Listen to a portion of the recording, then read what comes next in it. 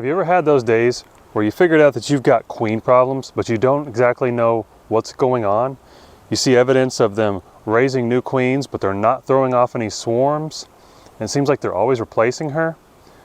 Well, today I'm going to go over 4 unintentional ways you might be killing your queens, and the simple ways that we as beekeepers can inspect our hives safely so that our queens are not put at that great of a risk. So stick around.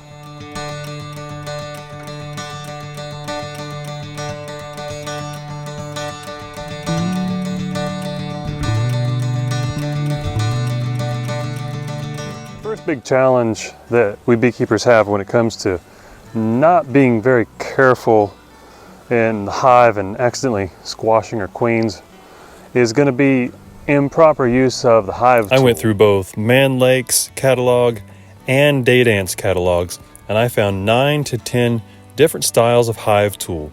Granted, there's a lot of overlap in design, but there's a lot of choices out there. But out of all of those, I only use 2 main hive tools, and when I say main, I mean very basic in design. A hive tool should simply give you leverage, and I use this one here.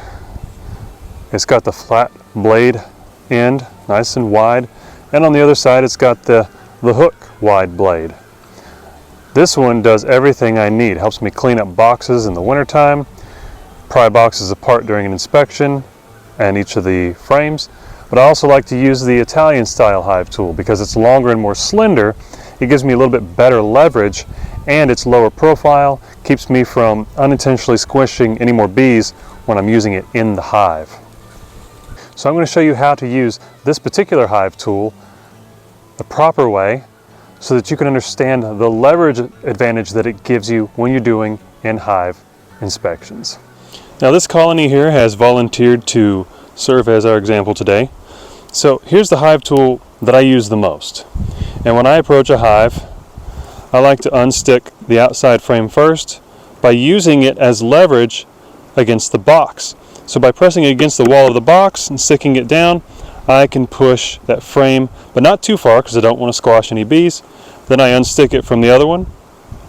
Then I flip it around and use this hook to unstick the frames from one another. And then using this, coupled with my fingers, I use it to pry and grip that wooden top bar up so I can get a grip on it with my hand.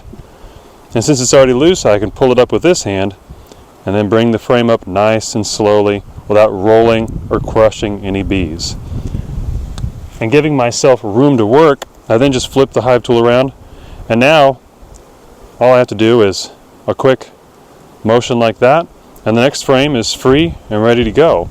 I can inspect that, pull it to the end so I can give myself more room to work and continue moving throughout the hive without feeling clumsy and knowing that I'm using the hive tool as it's meant to be used. Now the second thing, while you may be unintentionally killing your queens, not even knowing it, is through rough frame manipulation. In other words, when you're taking the frames in and out. I'm going to show you the worst thing that you can do so that you can avoid that. And this is not only something that will kill the queen, but it kills a lot of worker bees too. Okay, so what I would like you to notice is the gap between the end bar and the inside of the box here. That's known as a bee space. It's approximately 3/8 of an inch in width, and it allows the bees to pass from one side of the frame to the other. Bee spaces are important in a beehive. But when we are removing a frame, oftentimes we will pry a frame up too far. It just needs to be unstuck enough to get that propolis unstuck so that we can grip it with our finger and pull it up the rest of the way. But too often what we do is pry it up all the way, and as we pry it up too far with the hive tool, the bottom of this end bar will actually hit the inside of the box. And if there's any bees on the end bottom of this end bar, it will squash them against the interior of the box. Now right now, I'm looking down there and I know that there aren't any bees in the way, so I'm not hurting anyone. And then what happens is people move to the other end of the frame and do the same thing to make sure the frame is loose. But you only need to make sure it's loose enough from the frame next to it, and that you can pick it up just enough to where when you have both fingers on it, you pick the frame up nice and even, not scraping as best you can against the inside of the box. And when we move frames over, we do it nice and slowly. Another way that we're killing our queens and our worker bees is when we do finally get a frame loose and ready to pull out of the box, we do it too roughly. We pull it up very quickly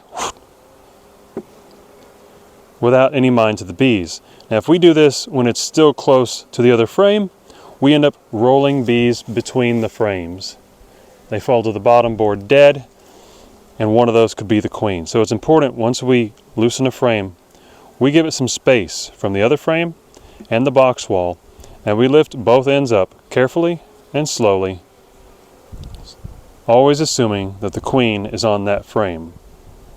That's how you want to handle it. And I just want to emphasize, notice that I have created space for me to work. So I've got one frame already removed from the box, the 10th frame.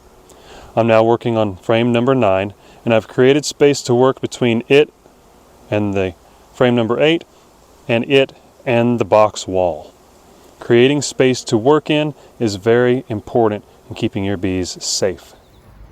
The third way that we beekeepers unintentionally are killing or possibly damaging our queens is when we feel the need to search and find her during every single hive inspection. Unless you're splitting bees and you definitely need to locate your queen, don't feel that need to rummage through the hive each frame several times until you finally find her. It's just not worth that risk. So be aware and know what you're doing when you go into a hive, and if it's your goal to find her, then definitely do it.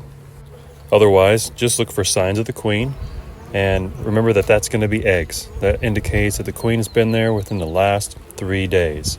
I've seen hives with larvae and actually no queen. So eggs are going to be your dead giveaway. And the fourth and final thing that creates a situation where we might be killing our queens accidentally is by not being mindful of where she is.